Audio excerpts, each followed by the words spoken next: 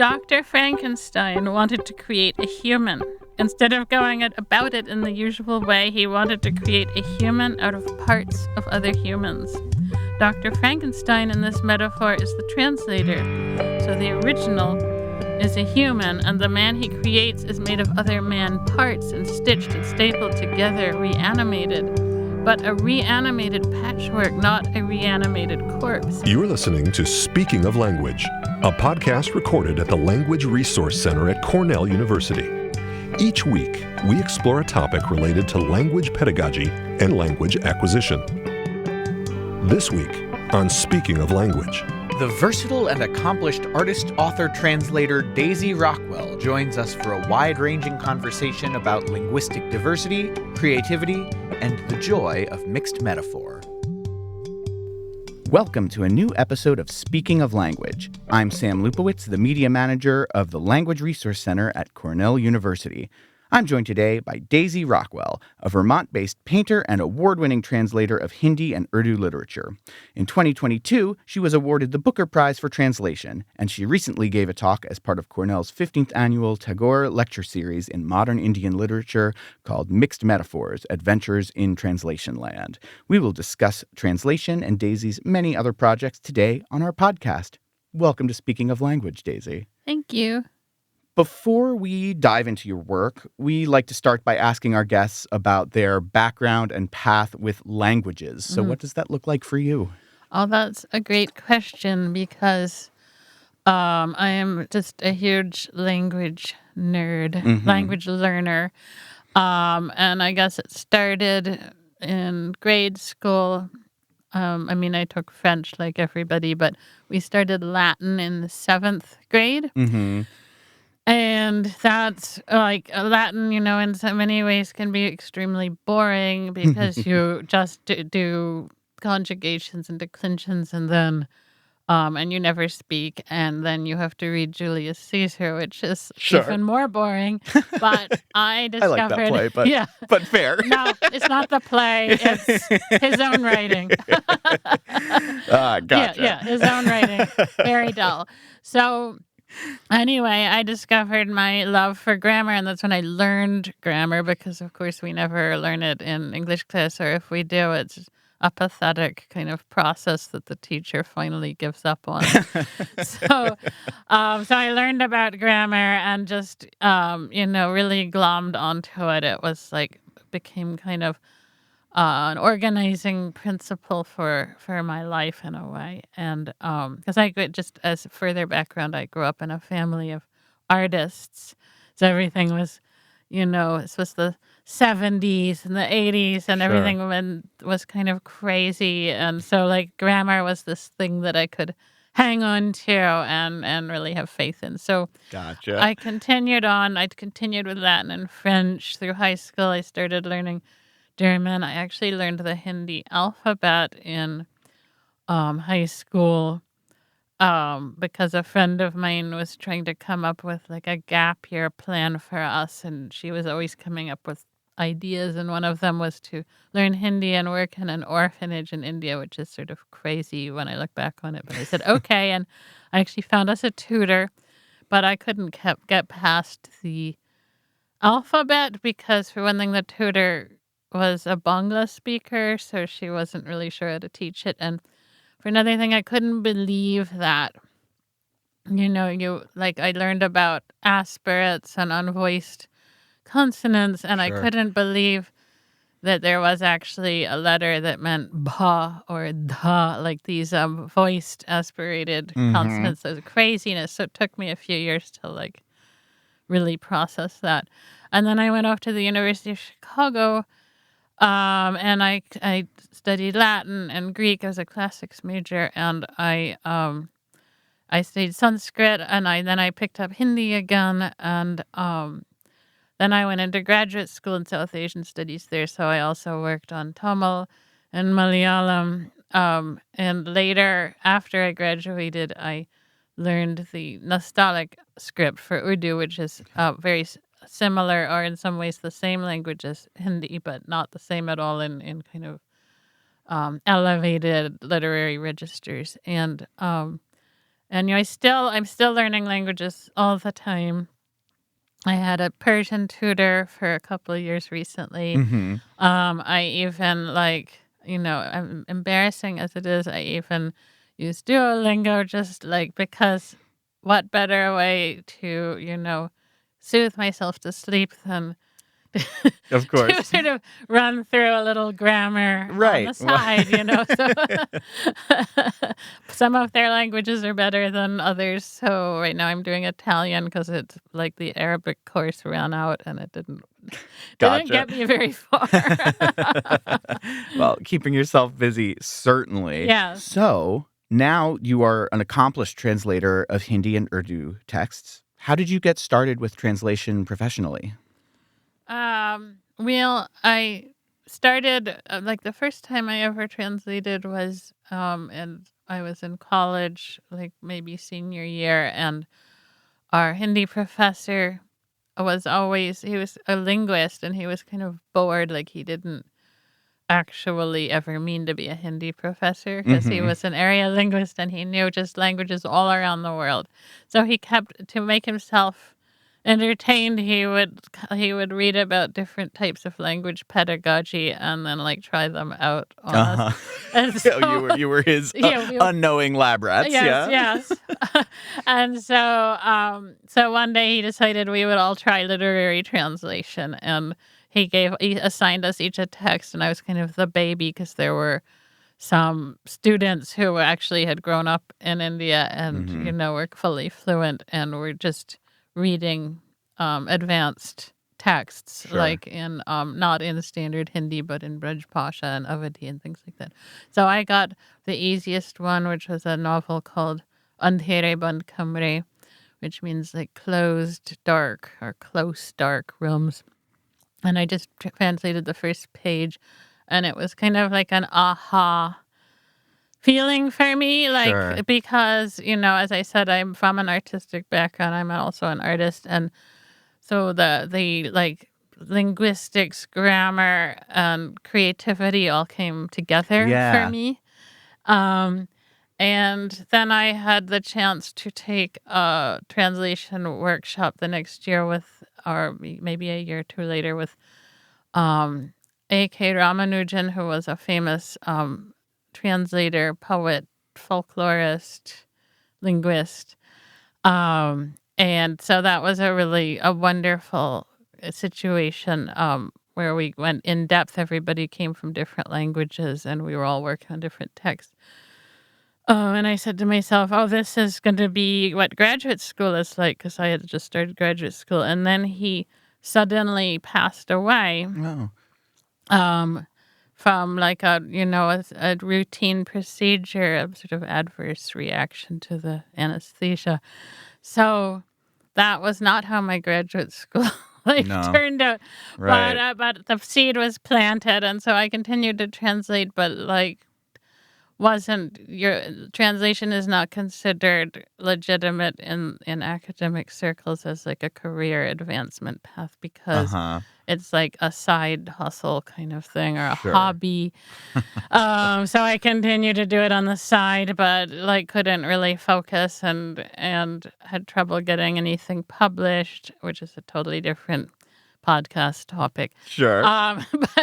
But anyway, through various factors and kismet, after I'd quit my academic career and was full-time artist and mom, I had a baby, I sort of came across an opportunity to start publishing my translations in India with Penguin Classics because, Gotcha. there's a big English language publishing scene in India. Okay. And then it's just started to catch on, so I started to do it all the time, actually. Very cool. Yeah. Well, and you've since published translations of a number of works.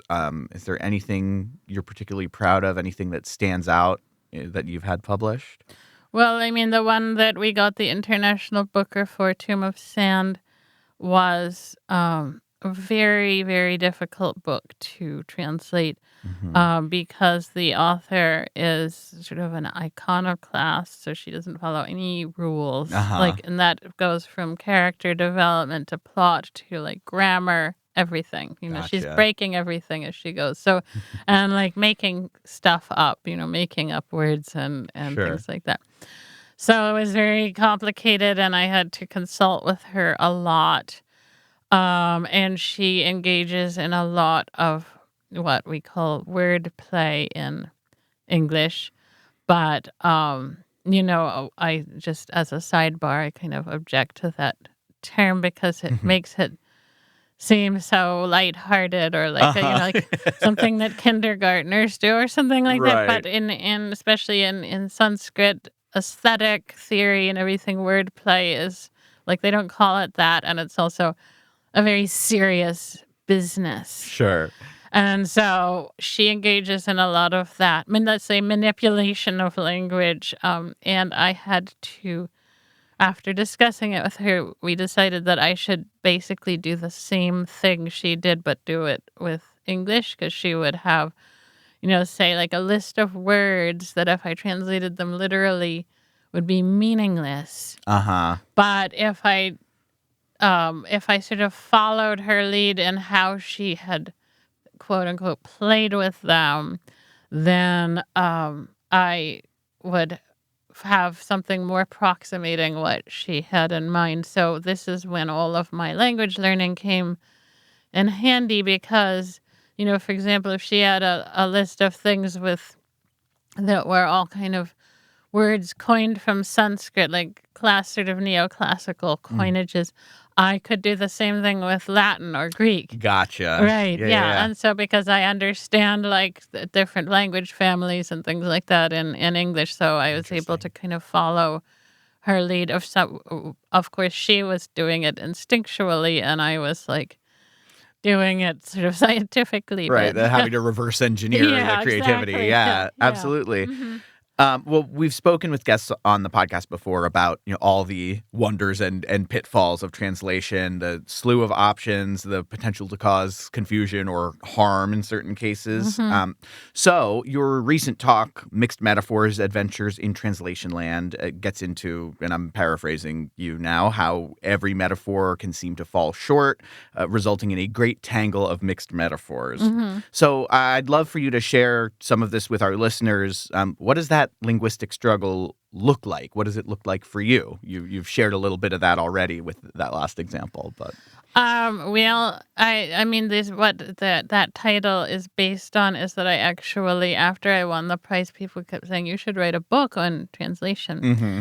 and so I sort of sat down and tried to do it, and like my mind doesn't work that way. I couldn't write a how-to or Sure. like a sort of straight up description, so I ended up writing a bunch of kind of poems, let's call them poems, of where I explored different mixed metaphors for translation, and part of the joke, to me, like it's my personal joke, but not necessarily funny to anyone else, is that I know that well.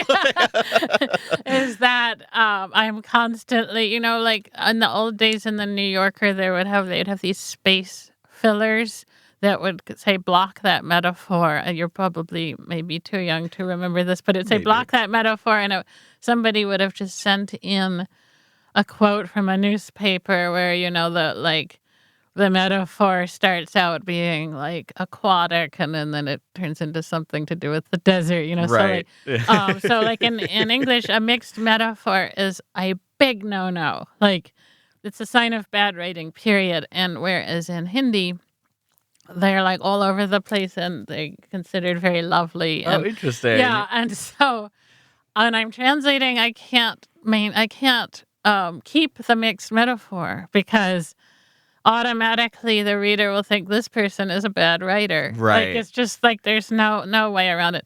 So I have to create a smooth metaphor. So like I decided, all right, I'm going to take out the snow, and we'll Mm-hmm. stay with the fire or something like that. Got it. And the metaphors, there are a lot of metaphors in language that we don't notice too, like just in the verb that is used, like, she burnt through every novel in the first week or something like that. Right. So like you're using fire even if you're not saying like, Yeah, a right. tongue of flames, Exactly. something like Yeah. yeah.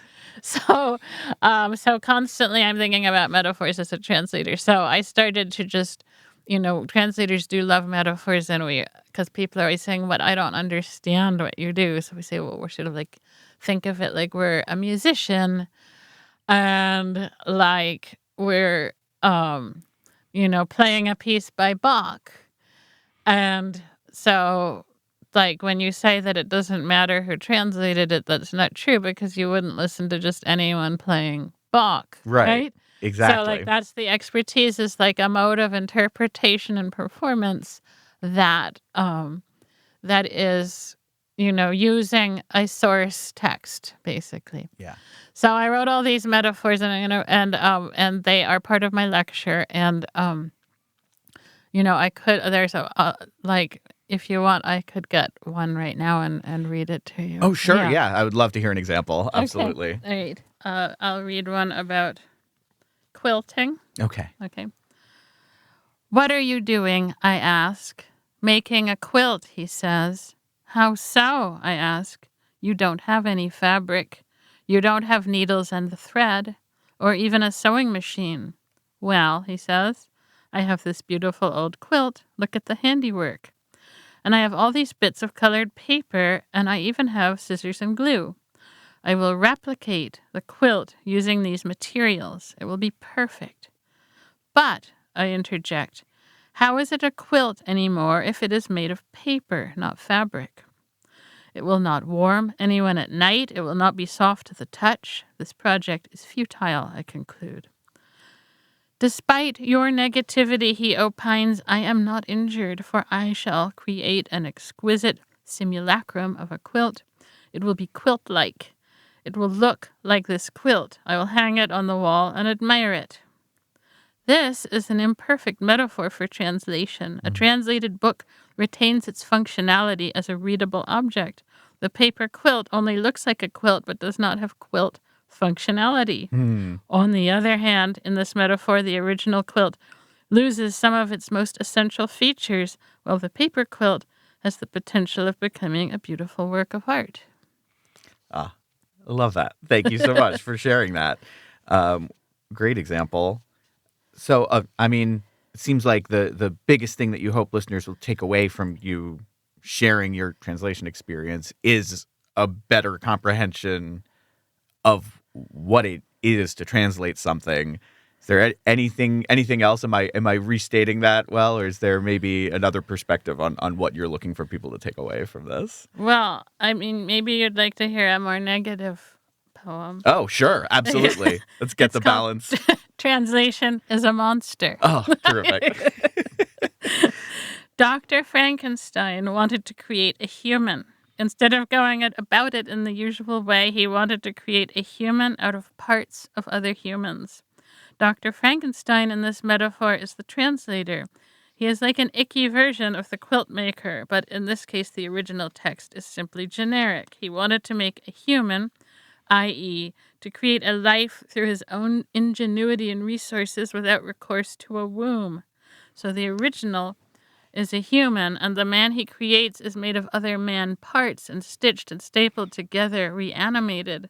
But a reanimated patchwork, not a reanimated corpse. And when his experiment, i.e. his translation, stands up and walks, that's the special moment when a translator realizes this thing's got legs. It will stand on its own in its new incarnation. And the screams the monster is greeted with as it lurches through the streets, those are the screams of people who find translation fishy, inaccurate, and unnatural. Even though this metaphor is imperfect, since the monster is modeled on the idea of a human and not a specific human, nonetheless, that moment of wonderment and horror at one's monster's animation, that is something most translators have experienced. Terrific. I love that. Thank you. Yeah, absolutely. So maybe that's a good way to seg a bit into talking about you've written novels and poetry of your own as well. So how do your original compositions fit in, compare, contrast with your work as a translator? What different muscles does that flex? What different results are you trying to achieve for yourself or for an audience? Well, that's a great question, because I've been thinking about it a lot since one of my novels just came out in India only. But at one point somebody asked Robert Frost why he always wrote in verse, because in those days it was the modernist period and everyone was going with free verse and toying with the form. And he said, well, to him, writing poetry without verse was like playing tennis with the net down. And so for me, translation is net up. Yeah. And other creative writing is net down. And I think another way to think about this is, Lydia Davis, the translator and creative writer, she talks about the horror of the blank page, which is what confronts somebody when they're going to write a piece of fiction or something like that. Whereas a translator never has to confront the horror of the blank page, because you always have the text, the original text, to come back to. So there's something seductive and also dependable about, even if it's frustrating to translate a book, that you always know what you have to do, that it's always sitting right there. Whereas it can be scary to say, okay, I can do whatever I want here. Because I am not interpreting someone else's words. So, for example, when I was going through the editorial process with this novel, then the editor would say, I can't tell the time period of this book. Like, why doesn't she bring her cell phone, when at that period when her partner can't get in touch with her? And I said, well, I thought of it as like 2001, where some people have cell phones and some people don't. And he said, well, can you make that clearer? And so with a translation, I can't. No, I say no. I will. I can put it in an introduction. This novel was meant to be set around 2001. Right. But in my own work, I just started dropping in references to 911. Like very small ones, he picked up a newspaper and the shoe bomber was on the cover. Right, of course. That kind of thing. So the novel has nothing to do with 911, but it sets a time period. Exactly. But I could actually, there's sort of to me, feels like a crazy freedom that I can just, do whatever I want, Yeah. I edited another novel that isn't out yet. I felt like there's something wrong with the protagonist. I just didn't like him, and I ended up changing his race and gender, and then it all worked really Well, I think that's interesting. Just going back to what you were saying there about the freedom versus the structure. You were mentioning earlier how one of the things that drew you to translation initially was, and even to grammar before that, was that sort of structure to cling to in whatever other chaos there was around you. So I appreciate that while you're drawn to that structure as sort of a rock in a storm, that you also still need to go out and explore that chaos as well. Exactly. Yeah. All right. Well, and while we're talking about creative things, another thing you do is paint, and I'd love to chat about that a little bit, because why not discuss a visual medium on an audio medium? But for our listeners, what's your artistic background? How long have you been painting? What inspires you to paint? Well, as I said, my parents are both artists, so I grew up, I was just immediately handed art supplies as soon as I could, hold them. Sure. And my grandfather was actually a very famous artist, Norman Rockwell. I did not find that when I was doing the research for this, and I'm good. Yeah, I would have. I'm glad I didn't lead with that, but it's nice to have that in here to see who was really paying attention to the podcast. Exactly. Yeah. No, I love that. My translations have become well known enough that, but people Google me, they don't find my grandfather. Yes, right away, which is not to disrespect him, but if somebody is very famous in your family, then like it's, important to establish a separate identity. Right, of course. And so when I became kind of overwhelmed with that artistic heritage, and so that was one reason why I chose to go to let's call it an artless place like University of Chicago. I won't tell them you called it that.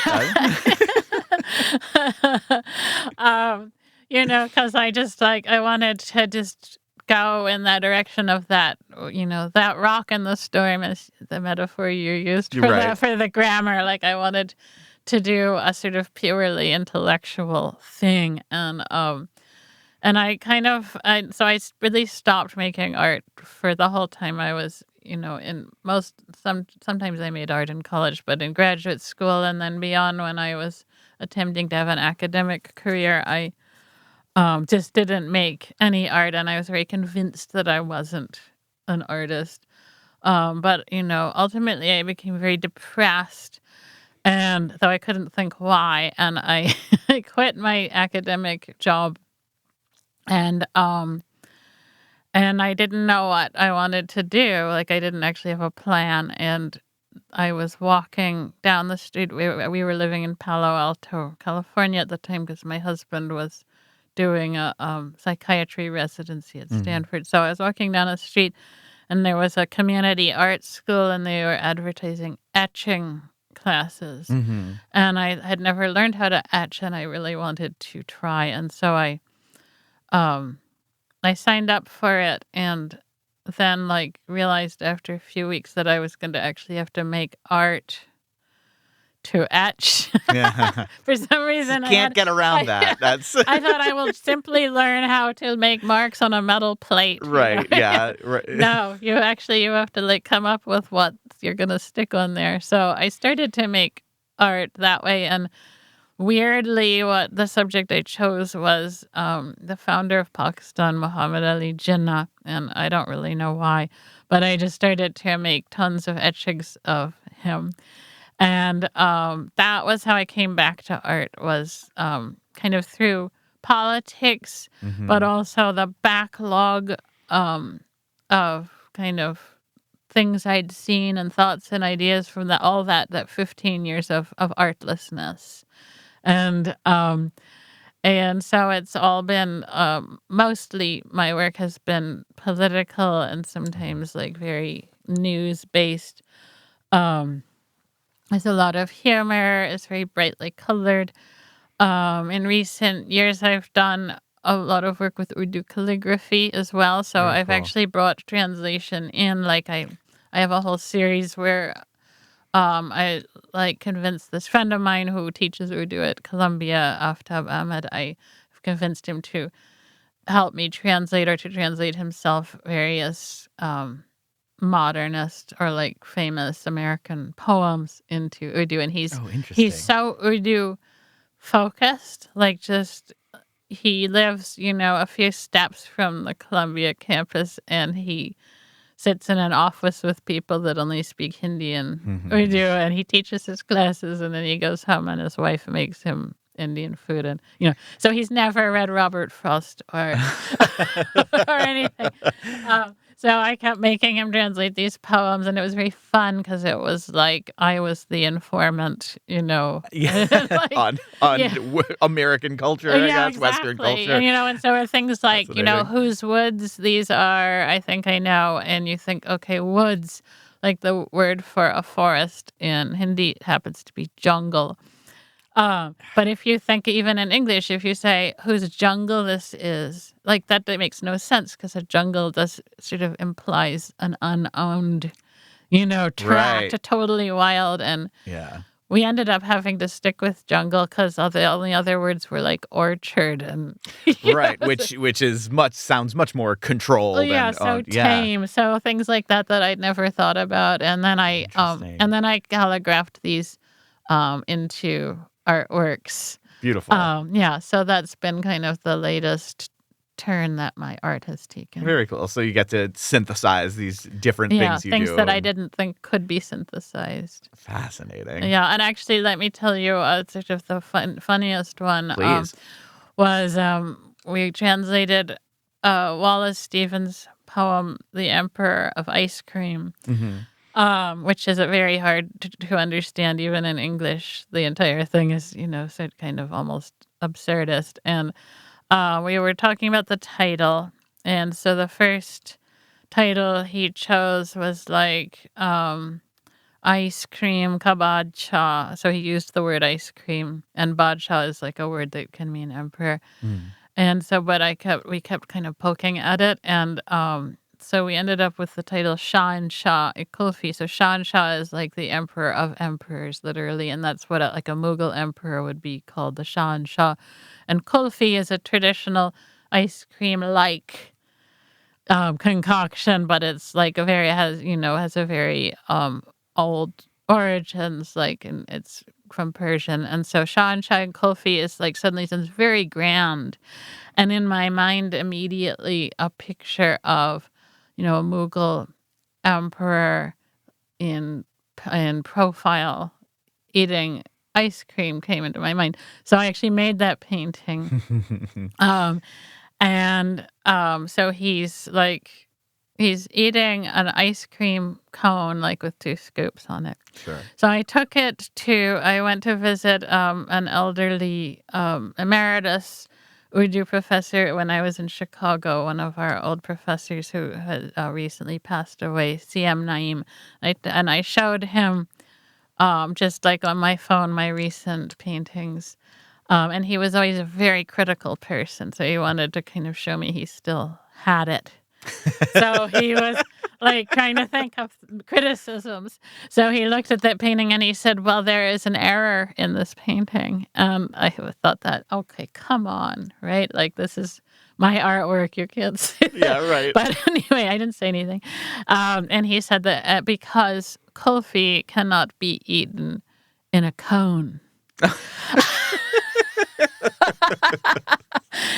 But what I loved about this, after being vaguely offended, was I realized that visual medium is one in which you can choose not to translate fully, right? So I didn't translate the ice cream. Right. I only translated the emperor. Interesting. Yeah. Oh, I love that. Yeah, and so that taught me a lot about, and this is something that's part of my lecture, is that there's a way in which we can think of translation as a continuum, whereas most people think of it in a kind of more dichotomous way. Like we've got the source language and the target language. Right.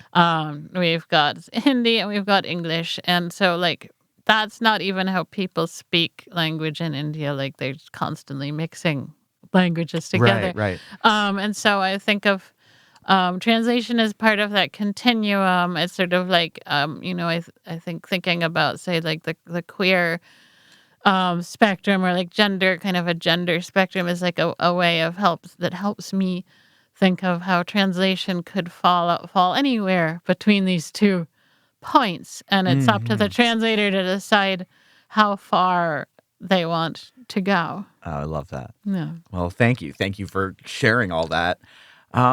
Any other projects you have coming up? Anything you'd like to promote or plug? Well, I have a memoir that's coming out in 2027 that touches on my upbringing. So it's not about translation, but there's a translation element, and that's called Our Friend Art, which is a pun that my father always used to make. If everyone was talking about art a lot, he would say, well, yes, our friend Art, as though it was a personified art, Arthur. And then I'm working on a translation that I'm really excited about because I've never translated genre before. And this is a horror, a collection of horror stories by an Urdu author, a woman who was writing in the 30s and 40s, 50s, Hijab Imtiaz Ali. And they are like quite weird because she always uses the same characters over and over again. Oh, interesting. Yes, and so like they're all just sort of sitting around. They also live in luxurious surroundings, so they're sitting in their beautiful house or like on the balcony painting or like eating something delicious, and then some weird thing comes into their lives. So I'm really I laugh a lot and just really enjoying trying to reproduce her vibe basically in English. Fascinating. Beautiful. All right. Where can our listeners find out more about you and your work, Daisy? Well, I have a website named creatively www.daisyrockwell.com. All right. And that's probably a good place to start. I will include a link to that in the show notes. It has been such a treat to chat with you. Thank you so much for making the time. Before we sign off, we always like to ask our guests for a word in a language that you speak, love, are learning, want to learn, whatever it may be, that makes you feel inspired. What's that word? Okay, well, I think a word that I focus a lot in my lecture is from Sanskrit, and it's dhwani.